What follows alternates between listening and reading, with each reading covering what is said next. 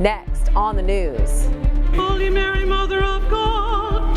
The Diocese of Brooklyn welcoming 3 new priests after Bishop Robert Brennan celebrated his first ordination mass in the diocese. Also, Pope Francis postpones a trip to Africa because of health reasons. The Supreme Court edging closer to a decision over whether to overturn Roe v. Wade, how soon a ruling may come down. Plus, students dancing at a Catholic academy in Queens, all to help a fellow classmate. I'm Christine Persichetti. A special edition of Currents News starts right now.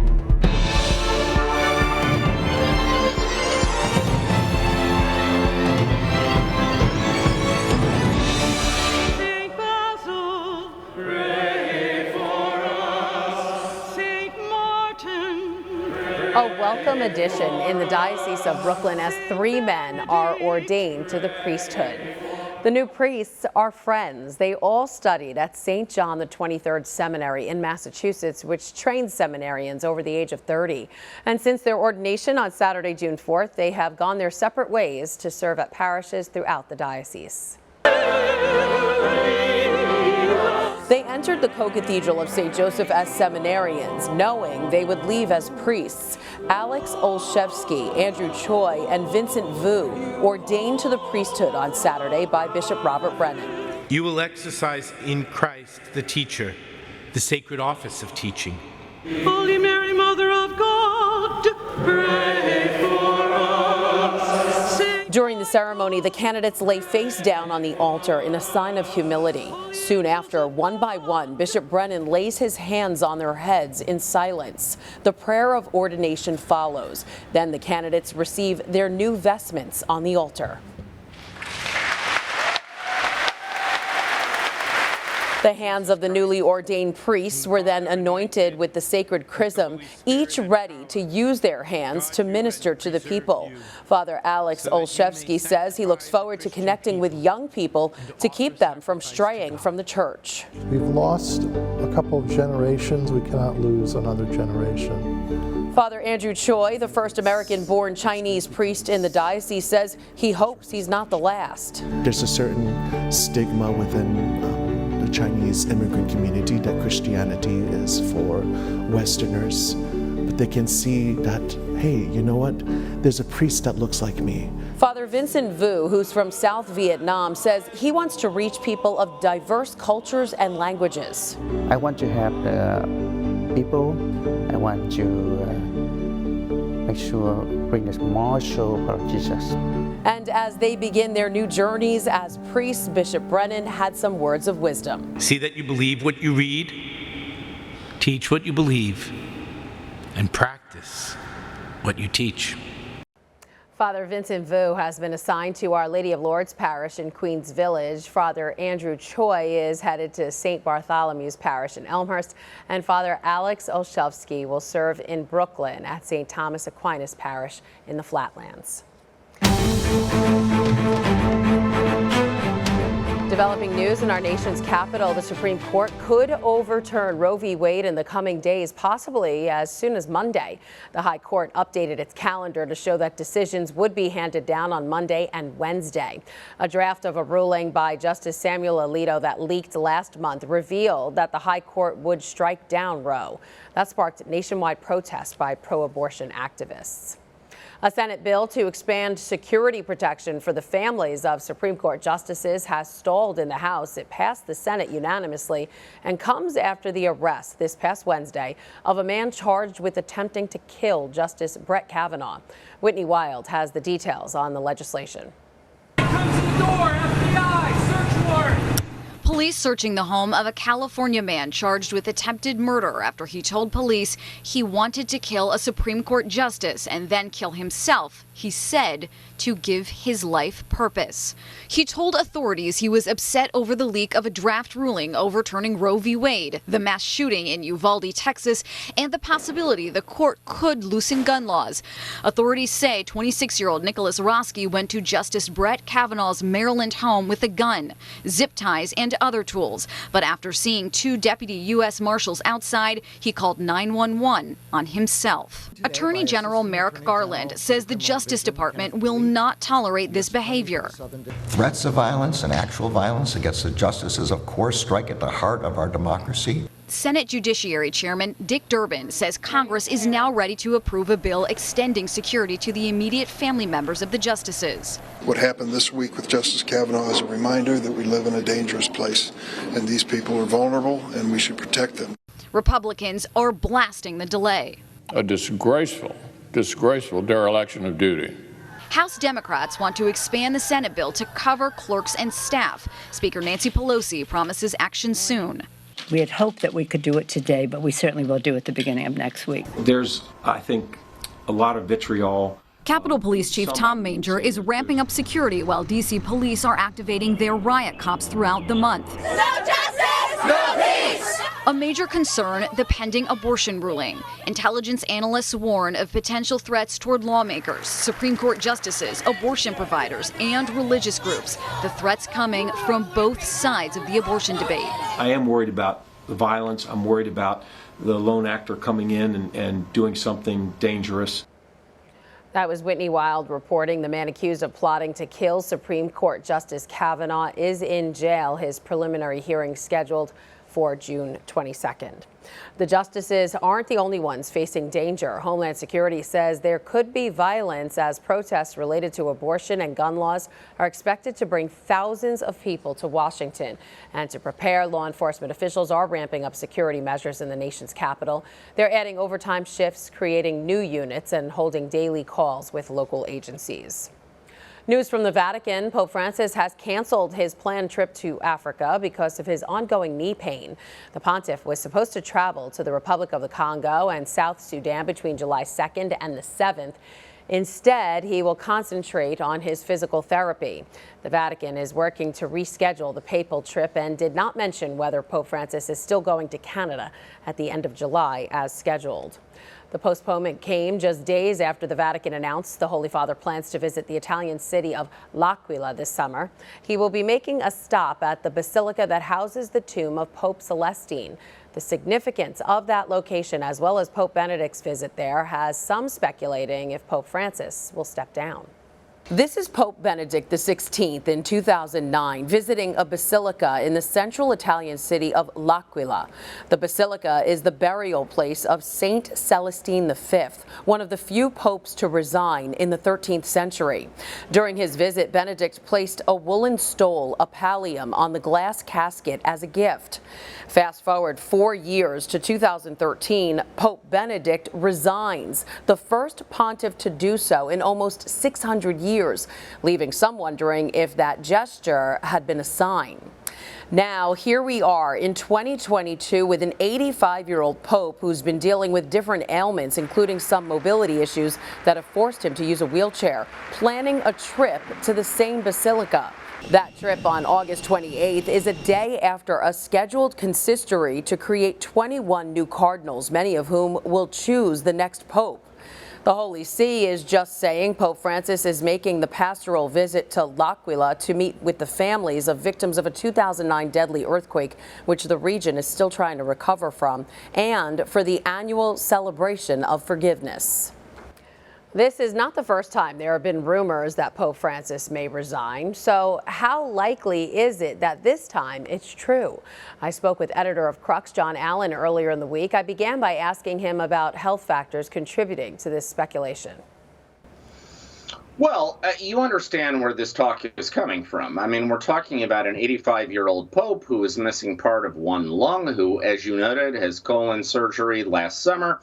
He continues to suffer from chronic sciatica and now is largely confined to a wheelchair because of osteoarthritis of the knees. On the other hand, frankly, there is no indication this is a pope who is getting ready to step aside. So, while it is certainly possible the pope may decide to step down someday, it does not appear that is coming anytime soon. Okay, that's interesting because we were talking about all of these plans that he has, going to Canada. He keeps talking about possibly going to Ukraine. So we were thinking, is he trying to cram everything in and the consistory? Is it all being crammed in before he says, you know what, I'm done? Francis is the Energizer Bunny of popes, right? The man just does not have an off switch. So to me, this does not smack of a pope trying to cram a lot of stuff in before the end. This instead smacks of a pope who simply has been an activist from the very beginning and is determined to be an activist until the very end. All right, but some are saying that it's history repeating itself. Pope Benedict XVI was the first pope to resign in hundreds of years after a similar papal visit to L'Aquila. So did you have any indication that Benedict would resign in 2013 when he did? No, in fact, Christine, on February 11th, 2013, when Benedict made his announcement, I was at a conference at the Italian Foreign Ministry on religious freedom. And I remember during a break in that conference, I got a phone call from the BBC asking me to comment on the Pope's resignation. And I blew it off. I said, no, come on, this can't be true. This is ridiculous. And I hung up. So, I'd love to tell you, yes, I was so wired. I knew exactly what was going to happen. But the truth of it is, I was caught off guard just like everybody else. That was the editor of Crux, John Allen. Still ahead on this special edition of Currents News, it was stripped of its tabernacle and desecrated.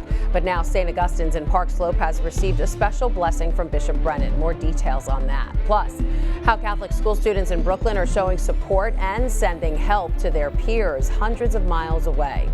And a Catholic organization is stepping in to help the congregation of a church targeted by terrorists. Stay with us.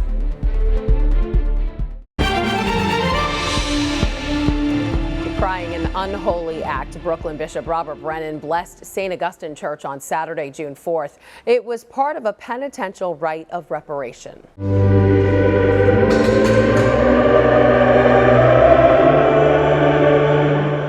In a sign of purification, Bishop Brennan sprinkled the altar, the congregants, and the walls with holy water, restoring the Park Slope Church to divine service. The blessing marked 1 week after the discovery of the desecration and burglary of St. Augustine's sacred tabernacle.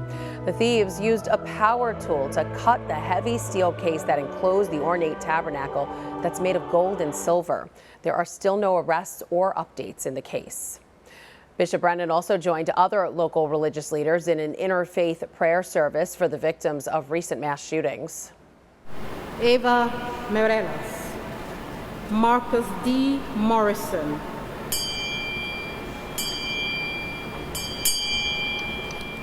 In between the ringing of church bells on the altar, congregants of Immaculate Conception Church read aloud the names of each of the combined total of 31 victims who were killed at the Tops Supermarket in Buffalo and at Robb Elementary School in Uvalde, Texas.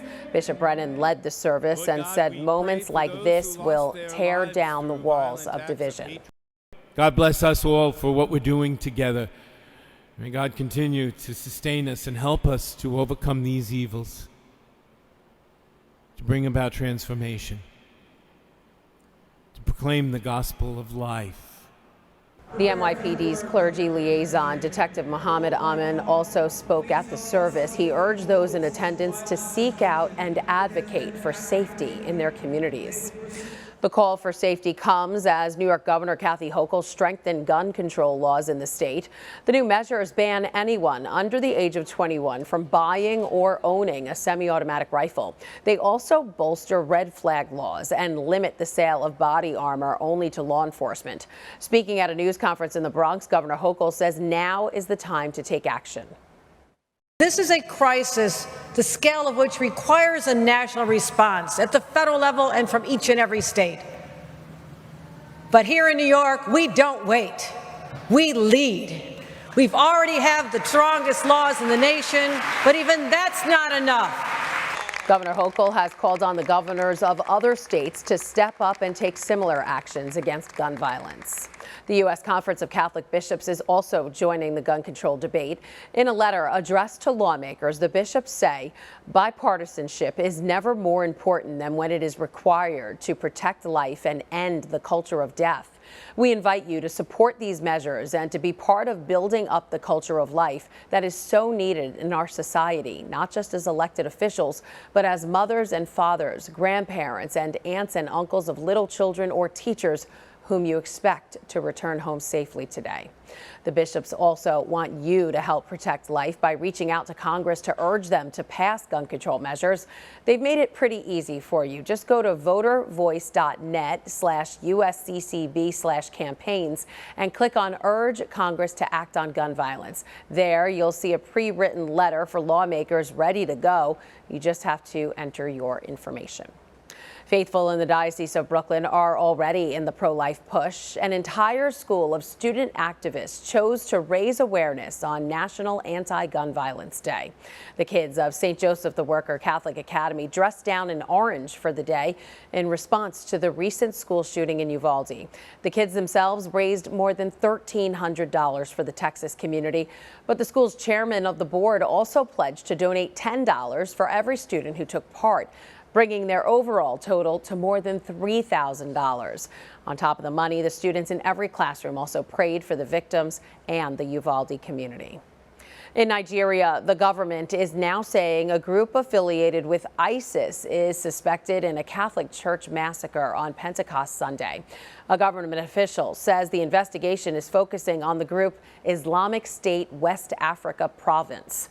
Gunmen stormed St. Francis Xavier Catholic Church in Owo and opened fire on parishioners during Mass. At least 40 people were killed in the attack, including children. The U.S. Conference of Catholic Bishops sent a letter of solidarity to the president of the Nigerian Conference of Bishops, saying, in addition to the horrible loss of life, this act is a disturbing development as it occurred in the far south of Nigeria, where such bloodshed heretofore has been largely unknown. The papal charity Aid to the Church in Need has always supported the Christian community in Nigeria. I spoke with their outreach director, Ed Clancy, about the attack and asked him what he's hearing from religious leaders there. They understand there's a lot of questions. They want truth. They don't want exaggeration. That's one of the things that they've asked for. Don't start inflating numbers or talking about different things, to stay calm in these really difficult times. To be prayerful, but also to push the governments inside Nigeria and outside to act. Because in many ways, Nigeria's government has failed or is a failed state. And because of that, there's no safety. I'll give you an example. Kaduna, which is up north where there has been problems, from March 26th to May 23rd, their airport was closed. No flights in or out because of a terrorist attack. Wow. Now, Kaduna is, it is a city about the size of either Indianapolis, Charlotte, or San Francisco. And it is a major hub. In Nigeria, the transportation between cities is so bad you can't use highways. Railways are not safe either. So flights were almost the only way of getting from place to place. So for 2 months, Kaduna was essentially isolated from the rest of Nigeria and the world. And that's what's happening. And now it is going down below the middle belt into places like Owo in Ondo. And it is not safe anywhere for the Christian community. That's so scary. I know Nigerian Cardinal John Onayakin spoke about the church massacre. Let's listen to what he said. When you attack a church on Sunday, you practically cannot avoid people having a sense of feeling that they attack us because we are Christians. So Nigeria is one of the most dangerous places for Christians to live. I think I read about 3,500 killed every year. You talked about what the Nigerian government should do, or but what about the U.S.? I know the U.S. removed Nigeria from the list of places that of concern. Yeah, countries of particular concern, and it's puzzling. It was named such in 2017 after years of problems. We're talking about over a decade of problems, and since 2017, it has not improved. It did not improve in 2021. And 2020, so there's really no rationale to remove it. It doesn't make any sense. And do you think that will change now because of? I think it has to. I can't see how it cannot, because there has to be international pressure put on them. Right. The Buhari government is just not acting or not doing. They're incompetent, incapable, or maybe just complicit. You don't want to start thinking what these could be, things could be happening, but it is ridiculous. The Christian community is in danger everywhere in Nigeria. And I know Aid to the Church in Need raises a lot of money, but what exactly does your organization do to kind of help the situation in places like this? Well, we support the church stay alive, and that usually means everything from pastoral works to supporting seminarians and religious sisters and schools. And in these cases, when there is this tragedy when there's this massacre. We will help them in any way that we can by supporting the community there and the psychosocial healing that will be needed after this. Because you can imagine going into church feeling safe with your family and people getting shot and killed in front of you. You know, there's going to be people who have witnessed family members die in front of them. I can't imagine. Right, and that's the kind of thing you don't ever want to associate with church. Right. You don't ever want to look at a church and say, I don't ever want to go in there again. Right. And that's a scar that's really hard to recover from. But the church will be ready for it, and Aid to the Church in Need will help them. That was the Outreach Director for Aid to the Church in Need, Ed Clancy. If you would like to donate to Aid to the Church in Need's efforts for the victims, just go to churchinneed.org. Right on their homepage, they give you the option to either donate or light a virtual candle and give a prayer intention. Pope Francis sent a telegram on Monday to the Bishop of Ondo expressing his sorrow over the mass shooting. The Pope said he was deeply saddened to learn of the attack and pledged his spiritual closeness to all those affected by the act of unspeakable violence. The Holy Father implored divine healing and consolation upon those who are grieving. Francis also prayed for the divine blessings of comfort and strength on the bishop and the faithful of the diocese. Still to come on Currents News, dancing for donations, how some Queens Catholic school kids came together to help a fellow student. And Bishop Brennan celebrated a big birthday milestone at the diocesan offices. Details next. Do you have a story idea or want to share a tip? Email us at newstips@desalesmedia.org or call our 24-hour number, 718-517-3122. We'll be right back. A group of Catholic school students danced with real purpose on Monday.